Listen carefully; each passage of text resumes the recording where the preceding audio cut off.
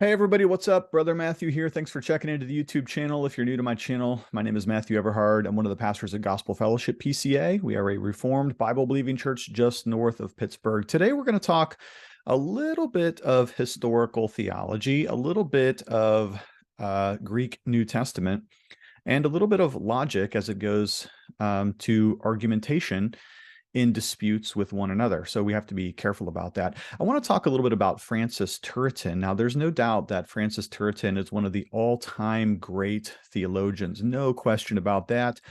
His Institutes is one of the great multi-volume systematic theologies of all time, bar none.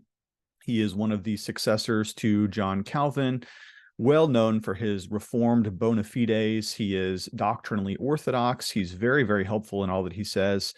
And he is an entirely reliable systematic theologian from the Reformed tradition.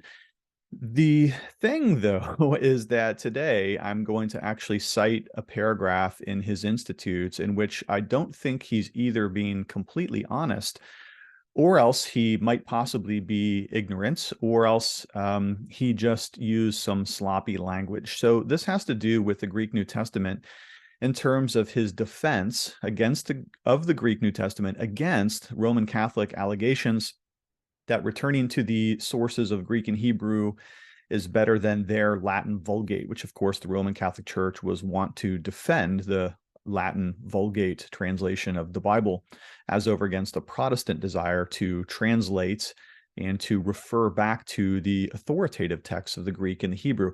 In this particular paragraph that we're going to look at, Francis Turretin is defending the Greek New Testament as well as the Hebrew against charges that it's corrupted. And here he's going to make what I think is a wild overstatement related to the Comma Johanneum, John's comma. This is a portion of 1 John chapter 5, verse 7, a very controversial text in terms of Greek New Testament criticism. Obviously, this is one of the most debated texts.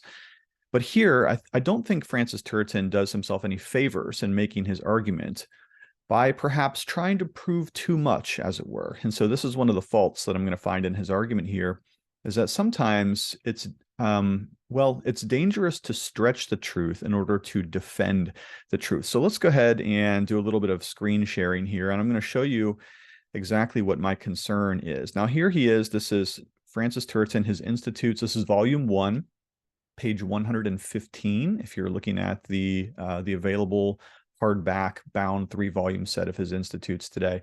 So here's what he says. Listen to this carefully. The statement that the Hebrew manuscripts of the Old Testament and the Greek of the New Testament have become defective is false. Okay, so I agree with that. He's defending the Greek and the Hebrew against Roman Catholic allegations that deferring back to the original languages is superior. Of course, the Roman Catholics, again, defending the Latin Vulgate. And the passages which are offered in proof of this by our adversaries cannot demonstrate it. Not the pericope of adultery, John 8, which, although it is lacking in the Syriac, is found in all the Greek manuscripts. Okay, interesting. Not the saying in 1 John 5:7, although formerly some called it into question, and heretics do so today. Now, that's a very interesting statement here. And actually, in just a moment, we're going to look at what John Calvin says about this and how this is very, very carefully worded on the part of Francis Turretin and may actually perhaps be a slight against Calvin's interpretation of this text. We're going to come back to that in just a moment.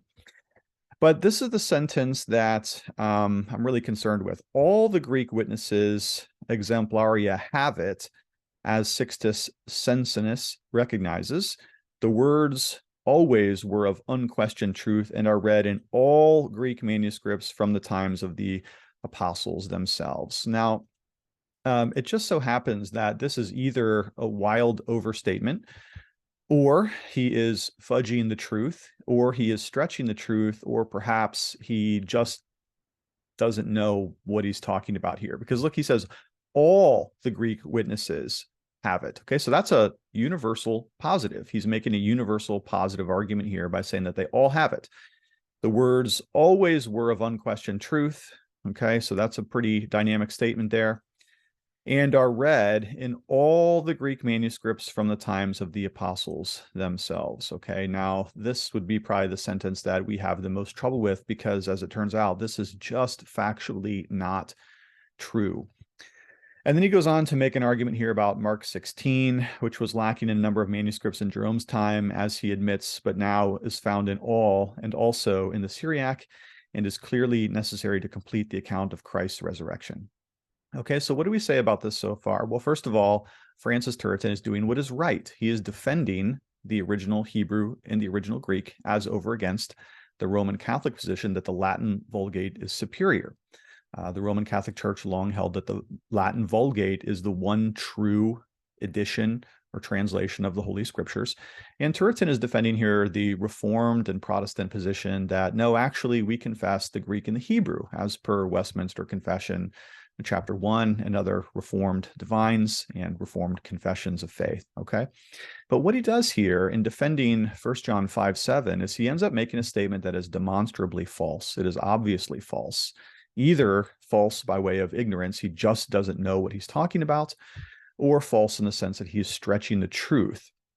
All the Greek witnesses have it, and he says again, the words always were of unquestioned truth, and are read in all Greek manuscripts from the time of the apostles themselves. Now, unfortunately, this is a statement that is repeated very, very often today, especially by those who defend either the King James Version, which contains the John's comma, or by those who defend the Textus Receptus. And a lot of people will point back to Turretin's statement here saying, see, it's always been there. And because Turretin is seen as a very reliable and trustworthy defender of Reformed Orthodoxy, this statement from him as taken as good as gold as it comes to John's comma.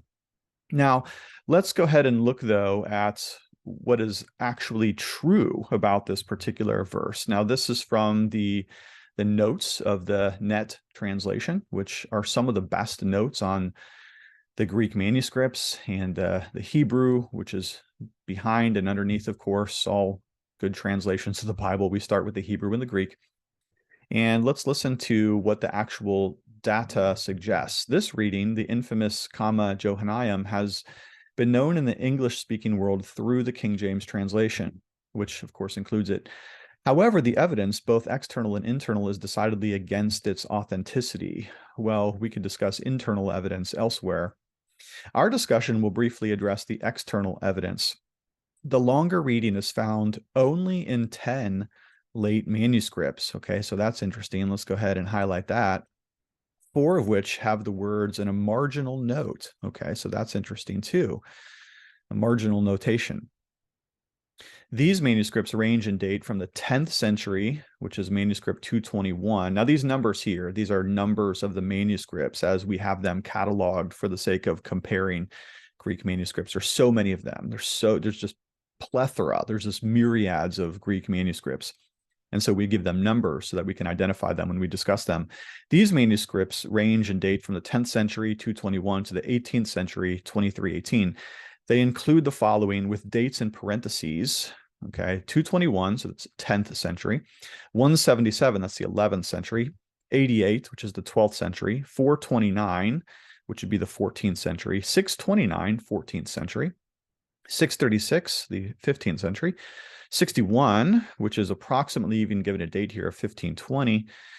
918, which is 16th century. 2473, which is 1634, given as a date. And 2318 here, given as the 18th century, right? There are minor variations among these codices. The earliest manuscript, Codex 221, includes the reading in a marginal note, added sometime after the original composition. But look at this. The oldest manuscript with a comma in its text is from the 14th century. My goodness, that is extraordinarily late. That is way late, super, super late. But the wording here departs from all other manuscripts in several places. So this is quite interesting. So We have one here from the 10th century that does contain it, but it's only in a marginal note. And so some scribe who was copying, he recognized that there's a verse known in the Latin Vulgate, and so he adds it in as a marginal note here. But what's interesting here is that the oldest manuscript with a comma in its text is from the 14th century. That is so super, super late. That is yikes level late. And so for Francis Turretin to claim that John's comma is in all the Greek manuscripts, that is just wildly inaccurate. It cannot possibly even remotely be considered accurate. It is essentially a false statement. And this is the problem with making universal positives. It's in all of them or it's in none of them. It's so easy to disprove a universal positive or a universal negative because all you need is one example to the contrary to disprove the entire statement. So Francis Turretin tries to do too much here by fudging or stretching the data well beyond the levels of truthfulness. Now, one could possibly say that Turretin knew about a bunch of manuscripts that we don't have today. And this is the argument that advocates of the Textus Receptus or advocates of the King James Version will commonly make. They'll say, well, he was referring to the manuscripts that he knew of. Well, where are they? Well, apparently they've all gone out of existence because of all of the myriads and myriads of plethora of manuscripts. There's only this very scant few that actually have John's comma. And the oldest one with a comma in its text is from the 14th century. Man alive, that is not great biblical support or manuscript evidence to support John's comma. So let's look at perhaps a more responsible take on this by John Calvin himself. Now, this is interesting because let's just go back here for a second. Remember what Francis Turretin said here. He says, let's see here. Yeah, not the saying in 1 John 5:7, although some formerly called it into question, and heretics do so today. So Turretin goes pretty far into the deep end of the pool here by saying that formerly some called it into question. That may be a reference to Calvin, as we're going to see here. And heretics do so today, which again is a statement that a lot of people from the TR defense position or the King James Version defense position, they want to call people heretics because Francis Turretin said so. Well, if that's true, then I guess Calvin is either one of those formerly who's just wrong here, according to Turretin, or he's one of those heretics, as modern advocates might say. Let's listen to what Calvin says in his commentary. I think it's much more balanced than Turretin. There are three that bear record in heaven. The whole of this verse has been by some omitted. Okay, so Calvin's aware. Calvin is aware of what Turretin either doesn't want to admit or is perhaps not aware of. Calvin is aware that there are manuscripts that don't have this verse. In fact, as we know today, the vast majority of them don't have it. So Calvin at least admits that here, whereas Turretin does not. Turretin says they all have it. Jerome thinks that this was happened through design rather than through mistake, and that indeed only on the part of the Latins.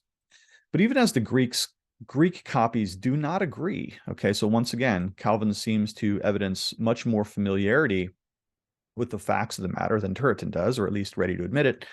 I dare not assert anything on the subject. Since, however, the passage flows better when the clause is added, and as I see that it is found in the best and most approved copies, okay, so Calvin's now, he's going to swing back and he's actually going to defend the comma here. I am inclined to receive it as the true meaning. Okay, so we know Calvin's position. Calvin actually agrees that the comma is inspired. It's part of the Word of God. That's Calvin's position here. But notice his intellectual honesty about that. At least he has acknowledged here that there are difficulties related to this text, which Turretin is not ready to admit. And of course, many modern King James Version defenders, as well as Textus Receptus defenders, don't seem ready to admit the facts. Calvin at least does that. And the meaning would be that God, in order to confirm most abundantly our faith in Christ, testifies in three ways that we ought to acquiesce in him. For as our faith acknowledges three persons in the one divine essence, so it is called, and so really ways that Christ to Christ that it may rest on him. Sorry about that. But inasmuch as all do not receive this reading, now look at this, this is interesting. I will therefore so expound what follows as though the apostle referred to the witnesses only on the earth. Okay, so Calvin's position here is far more, I think, responsible than the position that Turretin holds. Calvin acknowledges difficulties. He finds that he personally thinks that it is inspired. Okay, so that's fine. I've got no problems with that. If you believe that the comma is part of the inspired scripture, no problem. But he also then takes a more responsible position even when he comes to interpreting the text itself, as he does so following in his commentary. Now, let's draw a couple of points from this. First of all, this, and I think this is a good point for all people to consider, regardless of what position you may hold. You know, there are formal and informal logical fallacies. One of the fallacies is called ad verecundium, and that is the appeal to authority. Whenever we appeal to an authority just because an authority says so, we put ourselves in a dangerous position because sometimes authorities are wrong, right? The fact that Francis Turretin is an excellent Reformed divine, and the fact that his systematic theology in 3 volumes is one of the best ever written, that does not necessarily prove that every single sentence that he says in his writings is also as good. Sometimes even the best people err and do err. Okay, so we've seen this a lot in our culture today, where if you can point to a certain authority that believes something is true, you don't have to defend your position anymore because so-and-so said it. We might think of some contemporary arguments about medicine, let's say, or pandemics, let's just say.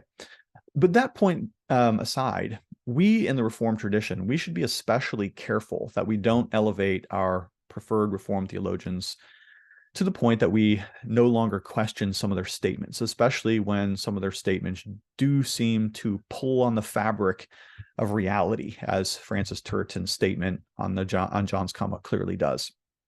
Second, following from that, we should never stretch the truth to defend the truth. And I think that's just good in any argumentation, whatever you're debating, whether it's politics or Greek manuscripts or theological positions or personal arguments with one another.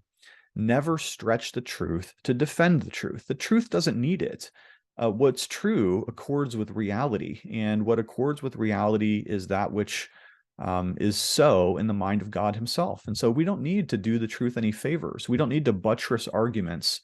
We don't need to layer arguments on top of one another just to defend what is true. The truth speaks for itself. The truth, as one person said, is like a lion. You just have to let it out and it defends itself. Okay. So I think Turretin is trying to do too much. I get his point. He really does want to redress the Roman Catholic arguments for the supremacy of the Latin Vulgate. And he does so by making a great argument in general that we should rely on the Greek and the Hebrew, not the Latin. But this statement that we looked at today, clearly he presses the boundaries of anything that could remotely even be considered true. And again, the argument of some modern advocates of the Textus Receptus and the King James Version that perhaps he had just all these manuscripts, they all had it, and those just happened to be the one that poof disappeared from history somehow, and that all that we're left with is all those plethora and myriads of manuscripts that don't have it, except for 1 or 2 that were really late, like yikes level late in terms of history here.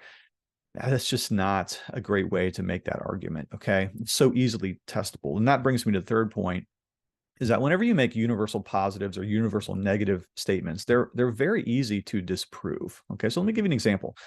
Suppose I said that every home in America has a flag in it somewhere, okay? Well, that's a universal positive. I'm asserting that every single home has a flag in it somewhere. Well, what do I do to disprove that? I just need to start looking at homes, right? And because there are so many homes, it wouldn't be long before I found one that didn't have a flag in it. And so I don't actually have to go through every single house in the United States to disprove that statement, because universals tend to topple over very easily. Same thing with universal negatives. Suppose I made the opposite claim. No homes in the United States of America have the American flag in it. Well, all I have to do is search until I find one, because that one example disproves the entire thesis. And in this case, with Francis Turretin, he claims that all the Greek, remember his claim, not most. That'd be a majority text position. That'd be my position, right? But John's comma doesn't even meet the standard of majority. It's not even close to the majority. So his statement is easily demonstrably false, because all you need to do is have one example in which John's comma is not found to disprove his claim. And as a matter of fact, the vast majority, I mean the vast majority, don't have it. So he's just factually wrong here.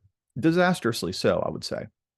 And then finally here, one other argument we might make from this, and I've made this whole case in other videos, is that the majority text really is the most reliable way to do text criticism, in my personal opinion. Now, of course, you have your and my own friends who love and defend the Greek critical text, as well as those who defend the Textus Receptus.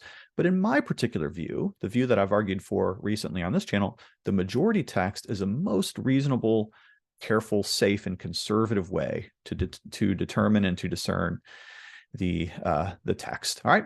Well, thank you so much for checking into this video. I hope it was helpful to you in some degree. I do love you lots, and we'll talk to you later.